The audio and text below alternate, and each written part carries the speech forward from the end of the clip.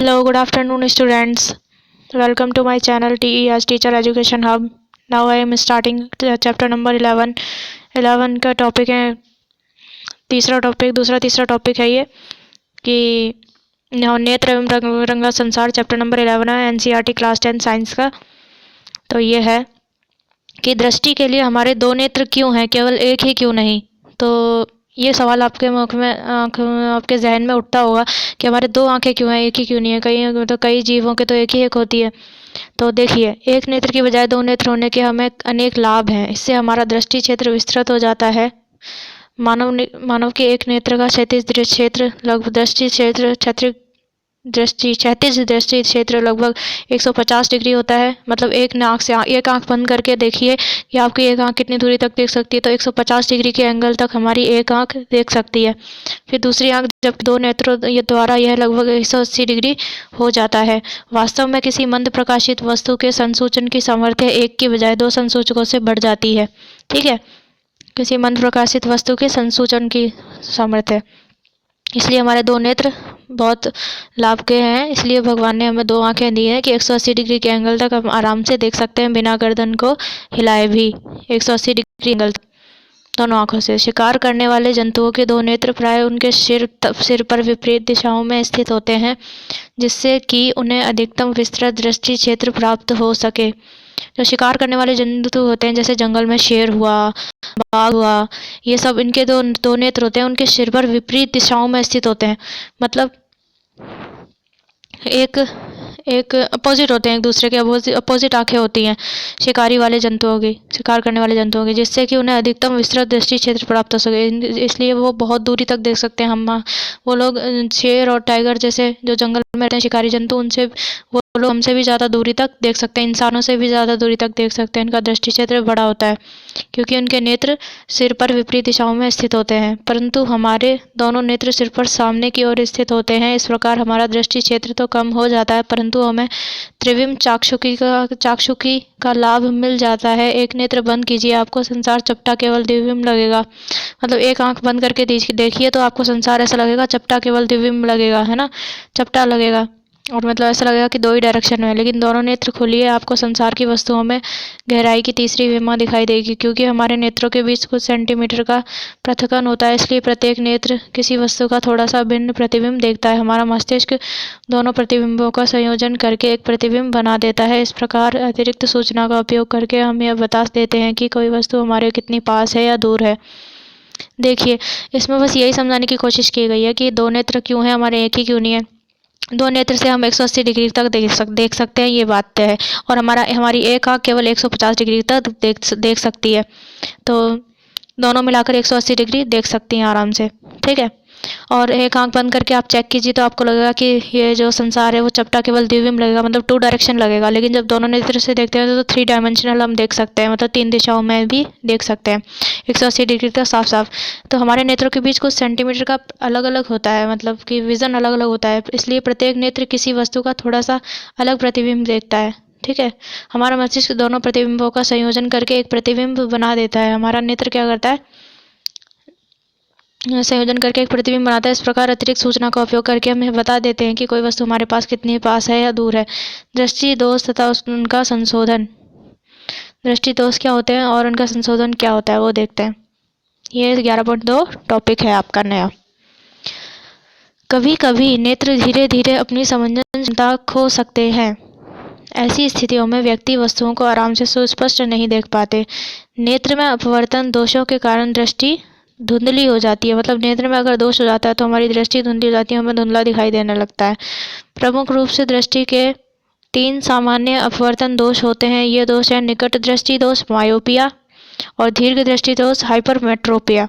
तो हिंदी में बोलते हैं निकट दृष्टि दोष मायोपिया, इंग्लिश में कहते हैं।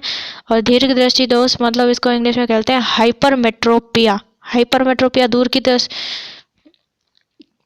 दीर्घ दृष्टि हाइपरमेट्रोपिया और निकट दृष्टि मायोपिया। और तीसरा जरा दृष्टिता दोष, ये है प्रेसबायोपियल। ओके, तो 3 दोष होते हैं, एक तो निकट दृष्टि, एक दीर्घ दृष्टि, एक जरा दृष्टि। मायोपिया इंग्लिश में, हाइपरमेट्रोपिया और तीसरा प्रेसबायोपियल। प्रेसबायोपिया। ठीक है, ये 3 है, निकट दृष्टि, दीर्घ दृष्टि, जरा दृष्टि दोष। इन दोषों को उपयुक्त गोलीय लेंस के उपयोग से संशोधित किया जा सकता है। हम इन दोषों तथा उनके संशोधन के बारे में संक्षेप से निम्न चर्चा करेंगे। निकट दृष्टि दोष। निकट दृष्टि दोष का ये डायग्राम दे रखा है। ये छोटा सा बिंदु है, ये हमारे लेंस से रेटिना पर जा रही हैं, लेंस से अपवर्तित होकर रेटिना पर जा रही हैं सीधी किरणें, ये जुड़ रही हैं। निकट दृष्टि दोष युक्त नेत्र का दूर बिंदु। देखते हैं क्या होता है निकट दृष्टि दोष। निकट दृष्टि दोष को निकट दृष्टिता, नियर साइटेडनेस भी कहते हैं। निकट दृष्टि दोष युक्त कोई व्यक्ति निकट रखी वस्तुओं को तो स्पष्ट देख सकता है, परंतु दूर रखी वस्तुओं को वह सुस्पष्ट नहीं देख पाता। ऐसे दोष युक्त व्यक्ति का दूर बिंदु अनंत पर न होकर नेत्र के पास आ जाता है। ऐसा व्यक्ति कुछ मीटर दूर रखी वस्तुओं को ही स्पष्ट देख पाता है। निकट दृष्टि दोष युक्त नेत्र में किसी दूर रखी वस्तु का प्रतिबिंब दृष्टिपटल पर न बनकर दृष्टिपटल के सामने बनता है। इस दोष के उत्पन्न होने के कारण है, देखिए, निकट दृष्टि दोष है तो नाम निकट दृष्टि दोष, बट इसमें उल्टा होता है। क्या होता है कि इसमें पास की चीजें तो स्पष्ट दिखाई देंगी निकट दृष्टि दोष में, मायोपिया में, पर हमें दूर रखी वस्तुएं स्पष्ट दिखाई नहीं देती हैं। यह है निकट दृष्टि दोष। मतलब पास वाली को तो सही देख लेंगे, पास वाली चीज़ आराम से दिखाई देगी, सही स्पष्ट दिखाई देगी, पर दूर वाली चीज़ें हमें साफ दिखाई नहीं देंगी। इसे कहते हैं निकट दृष्टि दोष। तो इसका नाम का उल्टा है, इसमें जो दृष्टि दोष है इसमें नाम का उल्टा होता है। निकट दृष्टि दोष है निकट दृष्टि दोष। कमी क्या है, निकट दृष्टि दोष नाम तो है, लेकिन है क्या, साफ के पास की तो साफ दिखाई दे रही है, दूर की वस्तुएं साफ दिखाई नहीं दे रही हैं। और ऐसा क्यों होता है, इसके कारण दे रखे हैं। ये देखो, ये इसके डायग्राम है, डायग्राम भी आप अच्छे से देख लीजिएगा। निकट दृष्टि दोषयुक्त नेत्र का दूर बिंदु ये बन जाता है, क्रिस्टलीय लेंस में ना होकर दूर बनता है रेटिना पर। और निकट दृष्टि दोष युक्त नेत्र कैसा होता है, ऐसा, ये सीधी किरणें जा रही हैं, प्रकाश की लेंस से टकराएंगी, परावर्तित होकर एक बिंदु पर मिलेंगी, लेकिन बीच का रेटिना पर बनता है, मतलब दूर जाकर बनता है, एक जॉइंट वाला एक बिंदु दूर जाकर बनता है, लेंस के पास में नहीं बनता है, रेटिना पर नहीं बन पाता, दृष्टिपटल पर दूर बनता है, इसलिए हमें दूर की वस्तुएं सही दिखाई नहीं देती। दृष्टिपटल पर ना बनकर दृष्टिपटल के सामने बनता है। इस दोष के उत्पन्न होने के कारण है अभिनेत्र लेंस की वक्रता का अत्यधिक अथवा अभिनेत्र लेंस की वक्रता का अत्यधिक होना। सेकंड है वक्रता के अधिक होने के अलावा सेकंड है नेत्र गोलक का लंबा हो जाना। इस दोष को किसी उपयुक्त क्षमता के अवतल लेंस अपसारी लेंस के उपयोग द्वारा संशोधित किया जा सकता है। इसे क्या करते हैं, अवतल लेंस, मतलब अपसारी लेंस के उपयोग द्वारा।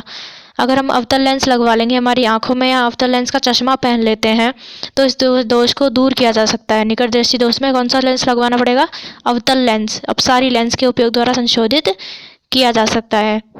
अवतल लेंस के द्वारा होता है कॉनकेव और कॉन्वेक्स, तो हमें कॉनकेव लेंस के द्वारा हम इस आंखों के निकट दृष्टि दोष को दूर कर सकते हैं। अवतल लेंस अपसारी लेंस के उपयोग द्वारा संशोधित किया जा सकता है। इसे 11.2 सी में दर्शाया गया है। सी ये निकट दृष्टि दोष का संशोधन। अवतल लेंस लगा दिया ये, तो प्रकाश की सीधे किरणें आएंगी, अपवर्तित होंगी और सीधा रेटिना पर बनेंगी। और इन दोष में निकट दृष्टि दोष पर अगर होता है तो ये सीधे एक बिंदु पर नहीं मिलती हैं, ये अलग अलग दिशाओं में 3 किरणें जा रही हैं, और इसमें 2 किरणें जैसे आ रही हैं तो 2 किरणें सीधा एक बिंदु पे जाके मिलेंगी। अगर अवतल लेंस लगा देते हैं तो निकट दृष्टि दोष से बचा जा सकता है, दूर किया जा सकता है निकट दृष्टि दोष। दूसरा है दीर्घ दृष्टि दोष। दीर्घ दृष्टि दोष को दूर दृष्टिता, फार साइटेडनेस भी कहते हैं। दीर्घ दृष्टि दोष युक्त कोई व्यक्ति दूर की वस्तुओं को तो स्पष्ट देख सकता है, परंतु निकट रखी वस्तुओं को सुस्पष्ट नहीं देख पाता। ऐसे दोषयुक्त व्यक्ति का निकट बिंदु सामान्य निकट बिंदु मतलब 25 सेंटीमीटर से दूर हट जाता है। ऐसे व्यक्ति को आराम से सुस्पष्ट पढ़ने के लिए पठन सामग्री का नेत्र से 25 सेंटीमीटर से काफ़ी अधिक दूर पर रखना पड़ता है। इसका कारण यह है कि पास रखी वस्तु से आने वाली प्रकाश किरणें दृष्टिपटल के पीछे फोकसित होती हैं, जैसा कि 11.3 बी में दर्शाया गया है। ये देखिए 11.3 बी का पी रहा, ये वस्तु है, ये वस्तु से किरणें जा रही हैं और रेटिना से आगे जाकर मिल रही हैं, रेटिना से दूर जाके मिल रही हैं, ऐसा हो जाता है इस दीर्घ दृष्टि दोष में।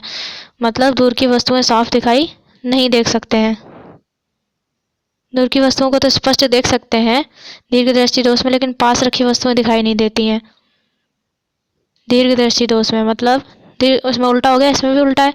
दीर्घदृष्टि दोष, इसका मतलब क्या हुआ? दूर की वस्तुओं को तो स्पष्ट देख लेंगे लेकिन पास की वस्तुओं को स्पष्ट नहीं देख पाएंगे दीर्घदृष्टि दोष में। ठीक है, इसको कहते हैं हाइपरमेट्रोपिया और फार साइटेडनेस भी कहा जाता है। इसमें ऐसा डायग्राम बनेगा, ए में तो निकट दीर्घदृष्टि दोष युक्त नेत्र का निकट बिंदु, ये तीनों किरणें जा रही हैं, सीधे निकल रही हैं लेंस से रेटिना पर जाके मिल रही हैं। लेकिन दीर्घदर्शी दोष जब हो जाता है तब क्या होता है, रेटिना से दूर जाके मिलती हैं तीनों किरणें, और जब उत्तल लेंस लगा देंगे तो ये जाके रेटिना पर सीधी मिलेंगी ये किरणें उत्तल लेंस लगाने पर। तो इसका दीर्घदृष्टि दोष का मतलब क्या हुआ, उल्टा मानेंगे। दूर की वस्तुएं साफ दिखाई दे रही हैं, पास की वस्तुएं दिखाई नहीं दे रही हैं, तो इसमें विजन जो है कि जो आंखों के देखने की क्षमता 25 सेंटीमीटर दूर से 25 सेंटीमीटर से काफ़ी अधिक दूरी पर रखना पड़ता है किसी वस्तु को, तब जाके साफ दिखाई देती है। ठीक है, इसका कारण यह है कि पास रखी वस्तु से आने वाली प्रकाश किरणें दृष्टि पटल के पीछे फोकसित होती हैं, जैसा कि चित्र में दर्शाया गया। इस दोष के उत्पन्न होने के कारण क्या है, अभिनेत्र लेंस की फोकस दूरी का अत्यधिक हो जाना, जो हमारे आंखों का लेंस है उसकी फोकस दूरी का अत्यधिक हो जाना, ये इसका कारण है। नेत्र गोलक का छोटा हो जाना, इस दोष को उपयुक्त क्षमता के अभिसारी लेंस मतलब उत्तल लेंस का उपयोग करके संशोधित किया जा सकता है। इसे चित्र 11.3 में दर्शाया गया। उत्तल लेंस युक्त चश्मे दृष्टिपटल पर वस्तु का प्रतिबिंब फोकसित करने के लिए आवश्यक अतिरिक्त क्षमता प्रदान करते हैं। तो ये डायग्राम भी अच्छे से याद रखिएगा। उत्तल लेंस लगाया तो इस दृष्टि दोष से छुटकारा पाया जा सकता है, दीर्घ दृष्टि दोष से। ठीक है, अब तीसरा बच रहा है लास्ट, जरा दृष्टिता। ये क्या होती है ये भी देख लेते हैं आज।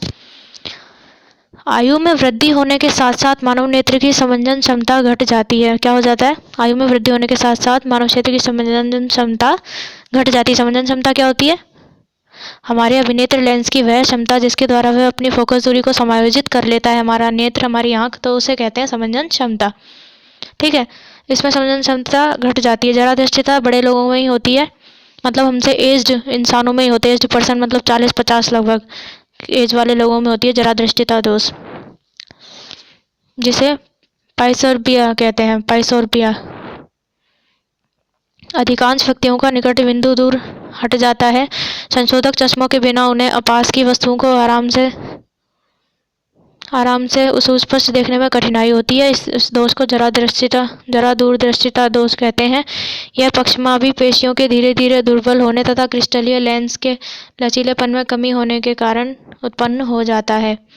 कभी कभी किसी व्यक्ति के नेत्र में दोनों ही प्रकार के दोष, निकट दृष्टि दोष तथा दूरदृष्टि दोष हो सकते हैं। ऐसे व्यक्तियों को वस्तुओं को सुस्पष्ट देख सकने के लिए द्विफोकसी लेंसों मतलब बाईफोकल लेंस, कौन से लेंस, बाईफोकल लेंस, द्विफोकसी लेंसों, बाईफोकल लेंस की आवश्यकता होती है। सामान्य प्रकार के द्विफोकसी लेंसों में अवतल तथा उत्तल दोनों लेंस होते हैं। ऊपरी भाग अवतल लेंस होता है, यह दूर की वस्तुओं को सुस्पष्ट देखने के में सहायक करता है। निचला भाग उत्तल लेंस होता है। मतलब बाईफोकल लेंस में क्या होता है, द्विफोकसी लेंसों में अवतल तथा उत्तल दोनों लेंस लगे रहते हैं। यह दूर की वस्तुओं को सुस्पष्ट देखने में सहायता करता है। निचला भाग उत्तल लेंस होता है, यह पास की वस्तुओं को सुस्पष्ट देखने में सहायक होता है।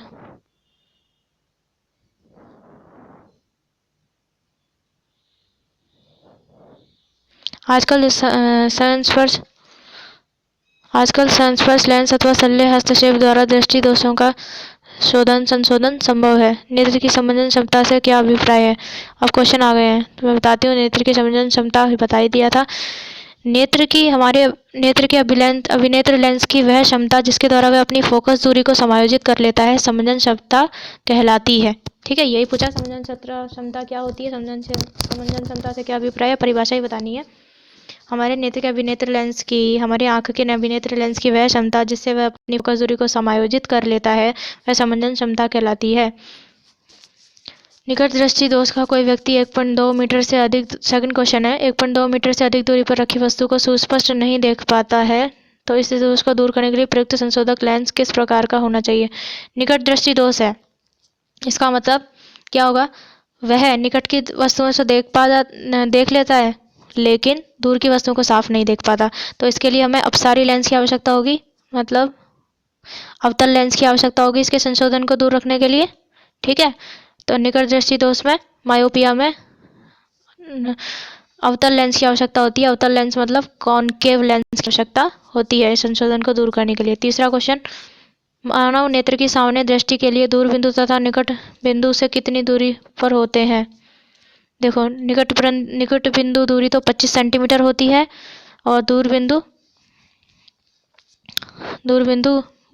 से ज़्यादा होती है, 25 सेंटीमीटर से ज़्यादा होती है। ठीक है, तो निकट बिंदु तो हो गया 25 सेंटीमीटर और सामान्य दृष्टि के दूर बिंदु 180 डिग्री तक देख सकता है हमारे दोनों नेत्र। और चौथा क्वेश्चन, अंतिम पंक्ति में बैठे किसी विद्यार्थी को श्यामपट्ट पढ़ने में कठिनाई होती है, यह विद्यार्थी किस दृष्टि दोष से पीड़ित है, इसे किस प्रकार संशोधित किया जा सकता है?